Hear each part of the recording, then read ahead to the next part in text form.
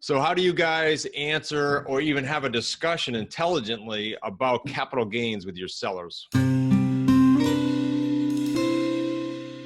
Hey guys, welcome to another Thursday Q&A session. It's Chris Pre. I am with Paul Dion. Paul is our tax specialist as well as our CFO. And Paul, this one's probably a cakewalk for you, but I want to first address for the associates and people watching us on YouTube. How do they have that discussion about capital gains with the sellers? I mean, it's open-ended, so whichever direction you want to take that, we can chat it out. It can be a little complex, but let's simplify the question for these short meetings. If we're dealing with property that the person that you're dealing with owns, they're available to them an exemption at $250 if they're single, $500 if they're married filing joint. The issue, though, is they have to have lived in the property 2 out of the last 5 years. So when you're trying to do deals where you're not going to have the property sold until beyond that time frame, you need to be thinking about how to make the deal work such they can still take advantage of that exemption. Yeah, so let me just jump in. So that's why a lot of our leases, the sandwich leases, are 36 months, because even if the seller doesn't ask, I usually tell our students, morally and ethically, let them know that they're going to have an issue with that, right? Don't you agree? Correct, right. Yeah. Less important, well, just as important, you got to be careful with. Some people will have a property that they lived in and then rented, or vice versa, rented and then lived in. And too much detail for this conversation, but the law came out with some changes in 2010 where you may not get the full $250,000 or $500,000 exemption in that case. That's when they need to talk to an accountant, do the math, and see where they're going to end up. Okay, and you guys that are watching this, wherever you're watching it, whether it's YouTube or social media, we will give you Paul's contact information at the end if you don't have an accountant presently, because Paul, you'd be surprised when people I say, well, you could check with Paul if you don't already have an accountant. They'll be like, no, I haven't had an accountant in years. Well, it's a headache if you're in real estate. You really need to have someone that knows what they're doing, like yourself. So at the end, we'll give you your contact. Right. Not only the expertise issue, but the time issue. I think that one of the challenges you guys are getting into is that they're good at what they do in terms of real estate. They don't have the time or the expertise to take care of the taxes and accounting. And if they choose to do both, then it means there's deals not happening. Yeah, I agree. Couldn't agree more. I tell the high sixes, you know, you have some of them as clients, but they all should be with you. And that's a fact. So right. I'll make sure they get this video. Okay. How about, okay, so let's switch gears while we're talking about capital gains, because right before we started this chat, you said something about them, like their own capital gains situation and how they're dealing with sandwiches versus ownership. Do you want to just address that a little bit?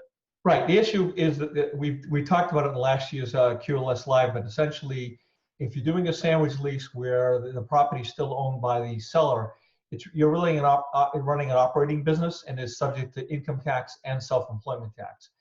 Without getting into all the details on this thing, there is a way to limit that self-employment tax, and you need to talk to your accountant how to make that happen.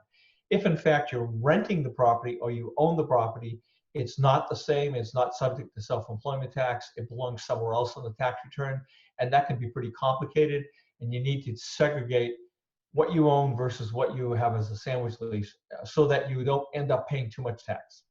Okay, perfect. And that's why, by the way, you know, you do our books, but that's why we love mixing it. You have some sandwich leases, you have some owner financing deals, you know, some sub-2 deals.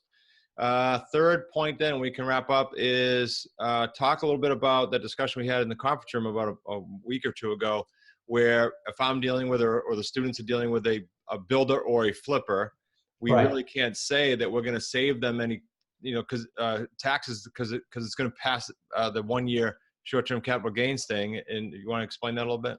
Yeah, essentially, people are unaware that when they decide to do property flips, the first deal might qualify for capital gains because they're an investor. From the IRS's perspective, it means that they haven't been doing this kind of stuff. But once they do more than one flip, the IRS looks at you and says, you're no longer an investor, you're a dealer. What that does is changes you from having a capital gain when you flip a property to having regular ordinary income and Social Security taxes. So also keep in mind, if you flip a property in less than 12 months, even if you still qualify as a capital gain, it doesn't do you any good because the capital gain rates, the benefits come when you've had a property for 12 months and 1 day. So quick flips are not going to help, are not going to be subject to capital gains and save you any money.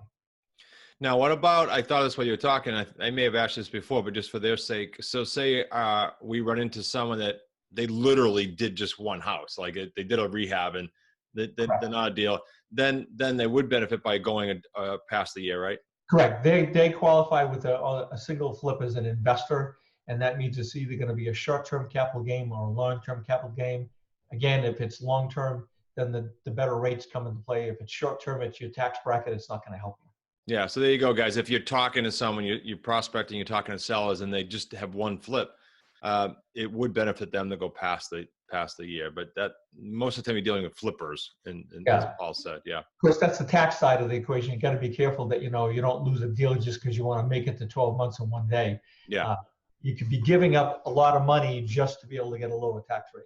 Yeah. So just food for thought, guys. And then for further discussion, I have two thoughts for you. One, you should contact Paul. He has some great done for you packages. You should not be doing your books and your accounting and your taxes.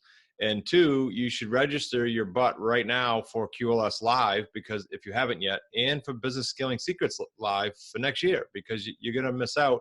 I say it every year, we sell out. Every time we sell out. And people go there, we're like sardines. And we've got a bigger room this year, but we will sell out again. So get your butt scheduled to be there. Paul will be there. You can have some private time with him, and plus he's going to be speaking. Paul, best ways to get you before we wrap up? Sure. The phone number is 508-853-3292. And the email, the best to get to me is paul@pauldioncpa.com. And Dion is D-I-O-N, guys. Okay. Right.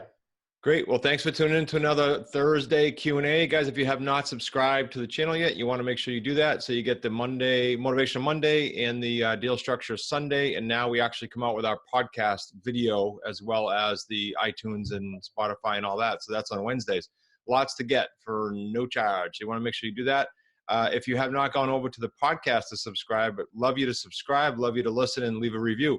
We actually give away a gift card every week now for randomly picking one of the reviews. So go to smartrealestatecoachpodcast.com or go to wherever you're listening to your favorite podcast place, Spotify, Google, iTunes, whatever it is, and make it a great week. Paul, thanks for being on, buddy.